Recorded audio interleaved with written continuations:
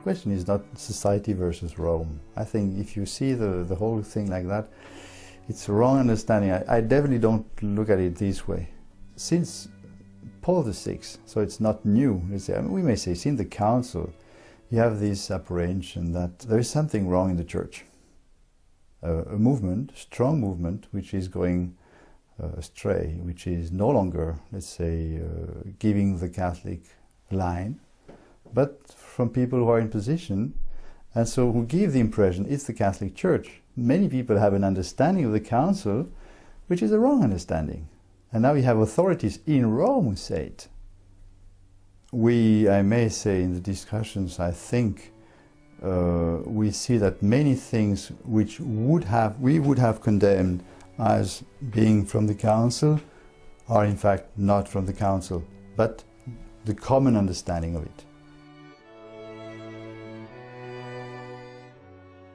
Religious liberty is used in so many ways, and looking closer, I really have the impression that not many know what really the Council says about it. The Council is presenting a religious liberty which in fact is a very, very limited one, very limited. In our talks with Rome, they clearly said that to mean that there would be a right to error or right to choose its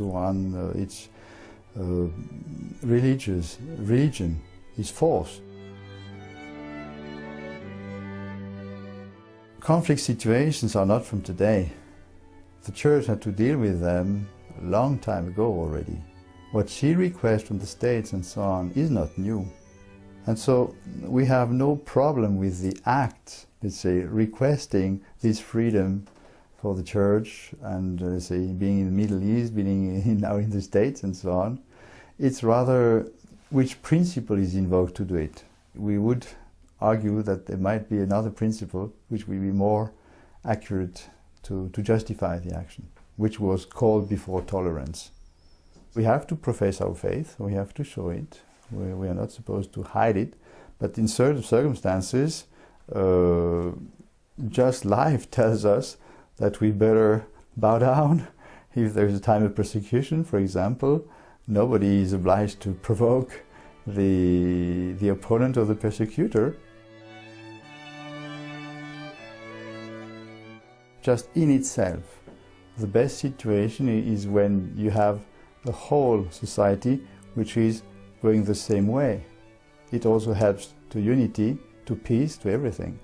And of course, religion is a major part in the human heart.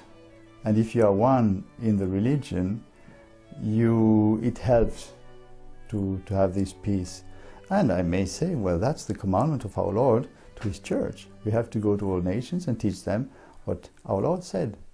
Now, when you are in a situation which is a mixed situation, which is, let's say, the reality, I would say, well, that's not the ideal, but that's the situation in which you are. And that's, let's say, where you have to do your job, your duty as a Christian. So you have to give this witness to the others. You must try to help them. We want everybody to have that wonderful happiness of heaven, and trying to bring them to this knowledge. If you think of what happened to them during World War II, they do consider, let's say, the Christian position towards them as the cause of what happened to them, which we claim that's wrong. It's not true. Hitler he might have been baptized, but his behavior absolutely anti-Catholic. It was not the Catholic behavior which he followed by doing what he did. And I think it's not fair to put the burden of what happened to them then on the Catholic Church. If you look what Pius XII did for them, talk about 700,000 Jews would have been saved by the Church, by Pius XII. But when you see all the comments on the Jewish side about Catholicism, you see this antagonism, which does not come first from the Catholics. I don't think so. Personally, I would have wished to wait for some more time to see things clearer. But once again, it reappears that the Holy Father wants it to happen now. The move of the Holy Father, because it really comes from him, is genuine. If this recognition happens, it's to thanks to him, definitely, and to him alone.